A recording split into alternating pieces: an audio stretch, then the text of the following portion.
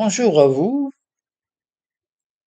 vous êtes sur ma chaîne Chronique d'une colère ordinaire et nous sommes le mercredi 16 avril, il est 1h22 du matin. Alors aujourd'hui je voudrais vous parler de ce qui se passe en Grande-Bretagne. J'ai visionné la vidéo d'Aldostérone, une des dernières, où il parle, bon il en a fait plusieurs, mais là il parle vraiment de la situation dramatique que la Grande-Bretagne connaît actuellement et où on vit carrément un apartheid, quoi. Non, non un apartheid des hommes blancs vis-à-vis des hommes de couleur, mais plutôt le contraire, un apartheid des étrangers, enfin des Anglais qui ne sont pas de souche, des Anglais d'origine étrangère vis-à-vis des Anglais de souche, quoi. Les, actuellement, je crois qu'à Londres, les Anglais de souche sont minoritaires maintenant. Et il y a maintenant une discrimination. On peut pas dire une discrimination positive, c'est un apartheid. C'est-à-dire que on privilégie maintenant la diversité dans le domaine de la police, de la santé, et on doit recruter de préférence des gens d'origine étrangère, de la diversité dans la police. Et si on recrute un Anglais de souche, on doit à ce moment-là se justifier par rapport à sa hiérarchie.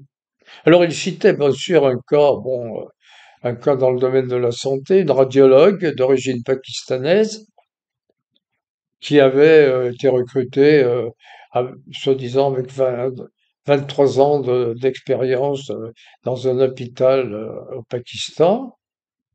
Et en fait, on s'est aperçu qu'elle savait même pas lire une radio, quoi.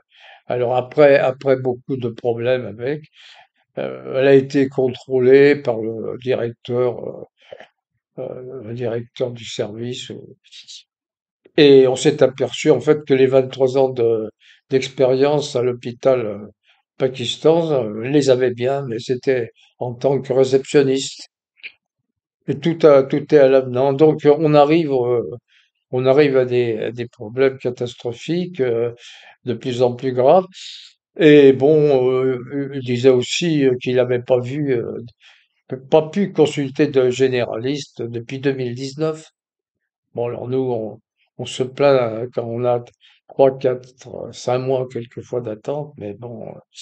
Mais de toute façon, en fait, ce qui m'inquiète, moi, enfin, ce qui m'inquiète, c'est que je vois qu'en France, on va arriver à la même situation. On arrive maintenant à des choses similaires. Les gens d'origine étrangère, Français d'origine étrangère ou étrangers vivant en France légalement ou illégalement, souvent illégalement, qui se livrent à des actes criminels ou illégaux, sont pas particulièrement punis. Ils sont rapidement relâchés ou même à peine enfermés, à peine entendus. On arrive au même cas, hein, l'insécurité qui grandit de jour en jour. Euh, il y a pas, on arrive vraiment à la même situation, ce qui est inquiétant, quoi. En fait, en Grande-Bretagne, je voulais dire aussi, on reproche, vous voyez, on dit le Brexit, ça ne servait à rien pour, euh, pour dénaturer le fait de sortir de l'Union européenne, alors que la Grande-Bretagne, si elle a fait le Brexit, elle l'a fait sur le papier, en fait, parce que elle est sortie de l'Union européenne, d'accord, mais ses dirigeants sont toujours pro-européens, sont toujours euh, assujettis aux mêmes idéaux de wokisme, sont toujours sous la coupe de l'État profond américain, du mondialisme, etc. Et donc, ce n'est pas un véritable Brexit, quoi. Ils n'ont pas vraiment changé de politique. Et pour la France, si on faisait le Frexit, ça serait pareil. Si on gardait le président Macron avec toute son équipe en sortant de l'Union européenne, ça nous apporterait rien du tout. Bien évidemment, euh, le Frexit doit s'assortir d'un changement total de dirigeants, des dirigeants convaincus qui vont appliquer une politique totalement différente, une politique de redressement de la France, une politique de redressement de la nation, quoi, avec un rétablissement des frontières et rétablissement des contrôles aux frontières, rétablissement des barrières douanières, rétablissement d'un nouveau franc avec une dévaluation bien évidemment. Et voilà, quoi. Donc, une politique de réindustrialisation petit à petit, avec, avec tout ce qui va avec, quoi. Et les sacrifices, bien évidemment, des sacrifices, mais des sacrifices qui seraient dans l'intérêt de la France pour la redresser, pas des sacrifices pour l'oligarchie, comme ça se passe actuellement. Alors, je voulais aussi vous parler, bon, de ce qu'on vient d'entendre, Beyrouth avec son urgence budgétaire, donc 40 à 50 milliards qui vont être à économiser, soi-disant. On a on a pressuré la France, on l'a mise dans une situation d'endettement qui n'a jamais été, jamais, s'est jamais produit depuis des millénaires. La France, avec des plus de 3500 milliards, je sais plus, elle était, bon, elle était une faillite, c'était une véritable faillite.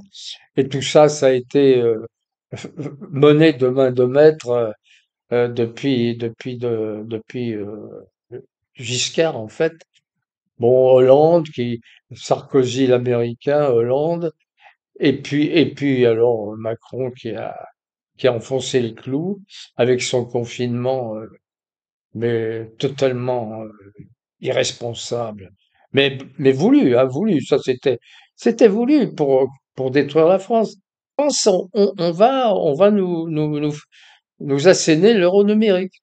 Je reviens un petit peu à ça, vous me direz que c'est peut-être euh, une obsession, mais c'est l'instrument qui va permettre justement de tenir les Français et de les obliger à faire ce qu'on veut qu'ils fassent, c'est-à-dire à ne plus épargner au-delà d'une certaine somme, à pouvoir disposer éventuellement de l'excès de l'épargne qu'ils auront, à pouvoir empêcher certaines façons les obliger à vivre d'une certaine manière, qui sera un petit peu revenir à une vie, à une vie extrêmement monastique, si on peut dire.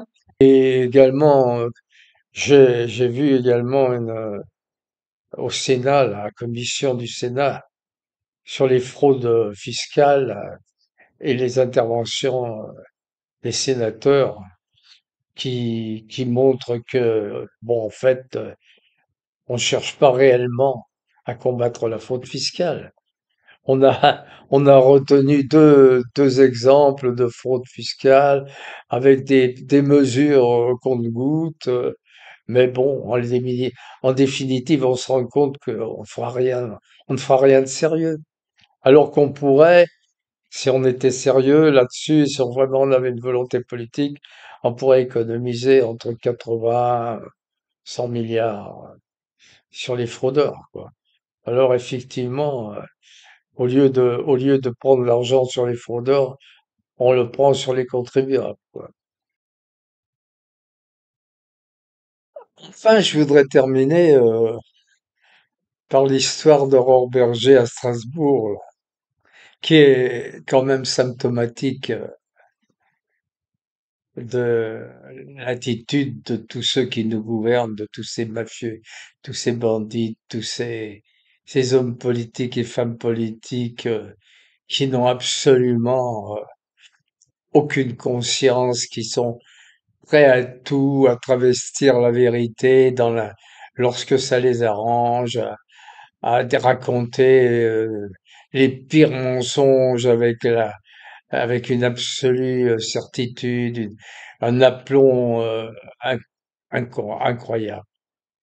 Euh, Aurore Berger qui a pris un fait divers absolument anodin, enfin anodin, une manifestation pro-palestinienne à Strasbourg qui a eu lieu dans la rue, devant une boulangerie quelconque. Bon, un monsieur qui était à la terrasse devant la boulangerie, je suppose qu'il y a une petite terrasse sur le trottoir, qui a fait un doigt d'honneur aux manifestants, peut-être en leur disant quelque chose de pas trop gentil. Une manifestante excédée euh, s'est approchée, il y a eu une petite altercation, mais les policiers qui étaient présents donc les ont séparés et puis la manifestation a continué ensuite sans incident. Bon, ouais. Personne n'a été molesté. La boulangerie, c'en est les témoignages dans la boulangerie disent qu'ils ne s'en sont même pas aperçus, qu'il n'y a rien eu en ce qui concerne la boulangerie, aucune attaque, rien du tout. Alors que, bon, tout de suite, Madame Berger a travesti ça comme étant une attaque contre une boulangerie d'origine juive. Enfin, c'est vraiment n'importe quoi. C'est symptomatique, hein. C'est symptomatique du monde dans lequel on vit, du monde et de l'équipe qui dirige la France, qui dirige l'Europe. C'est vraiment quelque chose d'important. Si vous comprenez pas quand vous voyez un truc pareil, c'est vraiment, on est dirigé par des voyous, par des gens sans conscience, qui sont capables de tout. C'est vraiment très, très, très, très dangereux. Ce sont des gens dangereux qui conduisent la France vers un précipice. Voilà. Voilà ce que je voulais vous dire. Bien, eh bien, écoutez, je vous souhaite une bonne soirée et à bientôt.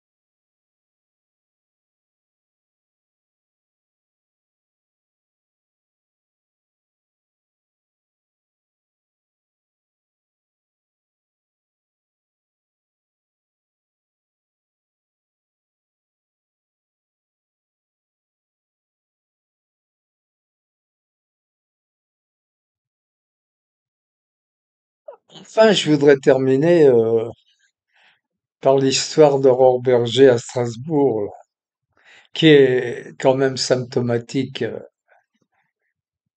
de l'attitude de tous ceux qui nous gouvernent, de tous ces mafieux, tous ces bandits, ces hommes politiques et femmes politiques qui n'ont absolument aucune conscience, qui sont prêts à tout, à travestir la vérité lorsque ça les arrange, à raconter les pires mensonges avec une absolue certitude, un aplomb incroyable.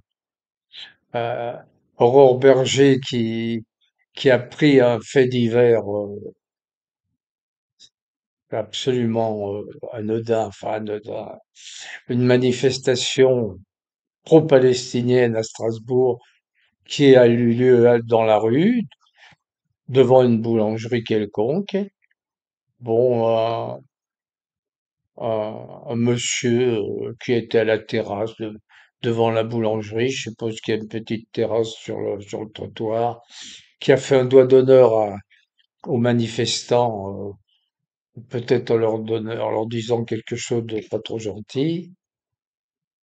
Une manifestante excédée euh, s'est approchée, il y a eu une petite altercation, mais les policiers qui étaient présents donc les ont séparés et puis la manifestation a continué ensuite sans incident. Bon, ouais.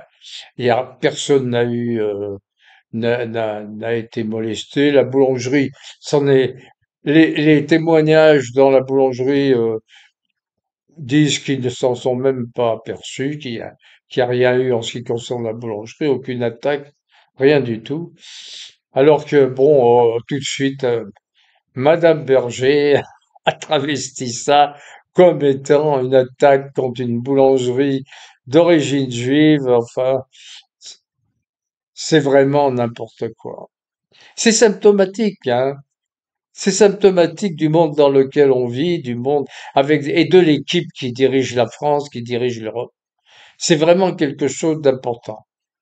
Si vous comprenez pas quand vous voyez un truc pareil, c'est vraiment, on est dirigé par des voyous, par des gens sans conscience, qui sont capables de tout. C'est vraiment très, très, très, très dangereux. Ce sont des gens dangereux qui conduisent la France vers un précipice. Voilà. Voilà ce que je voulais vous dire. Bien, eh bien, écoutez, je vous souhaite une bonne soirée et à bientôt.